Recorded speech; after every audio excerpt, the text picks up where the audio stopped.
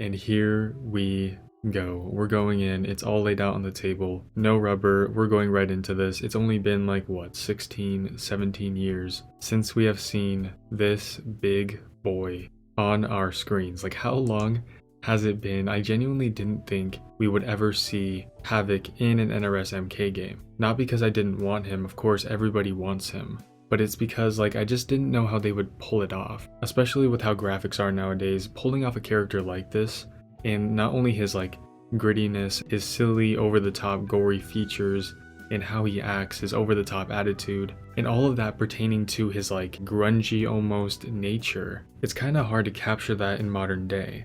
And also capture that in a way that isn't too, like, in your face. Especially for people like me who want to do content on this game, you already have to start censoring like fatalities and stuff like that. Bringing Havik to life in a game as modern as it is now, like you have to censor your entire match with Havik. You just can't play the game with Havik without getting demonetized, etc.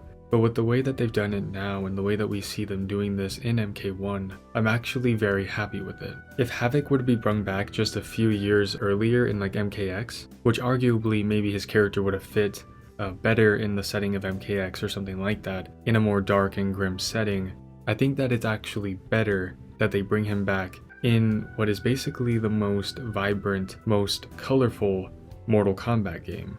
And I know that might sound dumb of me to say, but I think that's why I'm so happy with how they've done this, because they have to not only go over that hurdle of keeping his identity and keeping his silliness, his gore, his blood over the top, just in your face, like, ugh.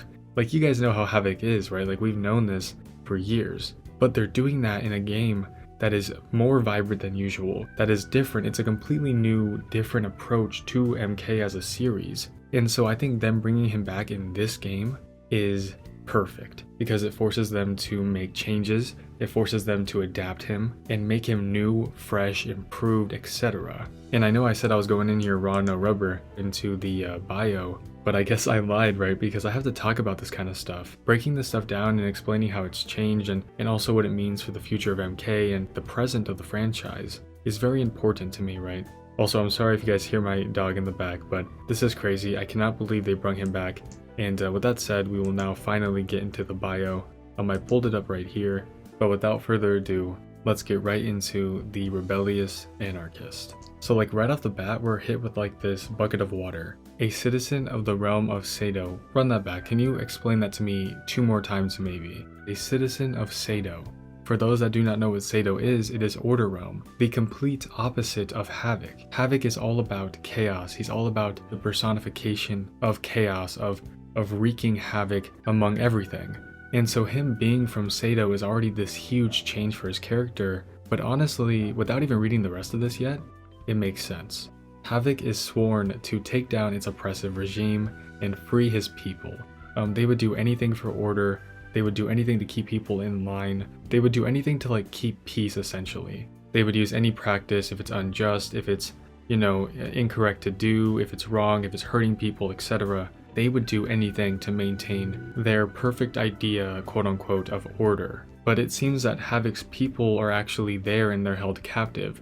So what probably happened here is if Havik and his family were born and raised in Sado, and they had something against the people of Sado, like they didn't understand or they didn't follow directly with what they wanted done, then they were locked up. They were used as probably tools and pawns for whatever they want done. So I understand why Havik would be so angry, and this honestly is like a perfect way to readapt his character's story, where instead of it just being chaos versus order, here it's like somebody who is born into the world of order, who sees the corruption, who sees the bad side of it, and now wants to basically go against it. There, order is prized above all else.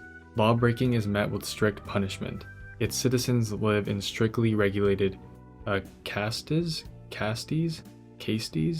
What is that word? I don't know, but let's like move on from it before I get made fun of. As a member of Sado's lowest caste, okay, I have to look up that word because I don't know what it is. Okay, so it is caste. Okay, so makes sense. Okay, I can do that. So as a member of Sado's lowest caste, Havik has neither rights nor privileges. God damn. He seethed with anger at the injustice. What are these words that they're using? They did this on purpose. They say, okay, Havik has no rights, no privileges, and he's seething. And also they drop injustice in there. Who wrote this? Because this is cinema, like this is poetry if I've ever seen it before. When he is brutally punished for a minor crime, oh god, Havik finally decides to act. Oh shit. He sets out to destroy Sato's regime and replace it with an anarchist utopia. Let's fucking go. He's just like me for real. This is fire. Yo, are you serious? He's going to overthrow Sato with his own anarchist utopia being Chaos Realm. They've taken a character I thought was so cool growing up. I thought was so like crazy, over the top, and awesome. They've given him this weight and this extra layer to him that me as an adult can really enjoy. Like as a kid, I probably would have never appreciated something like this.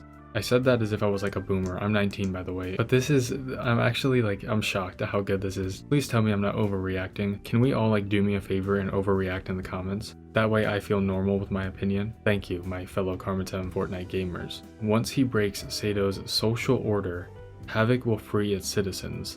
Together they will live in blessed anarchy. Damn.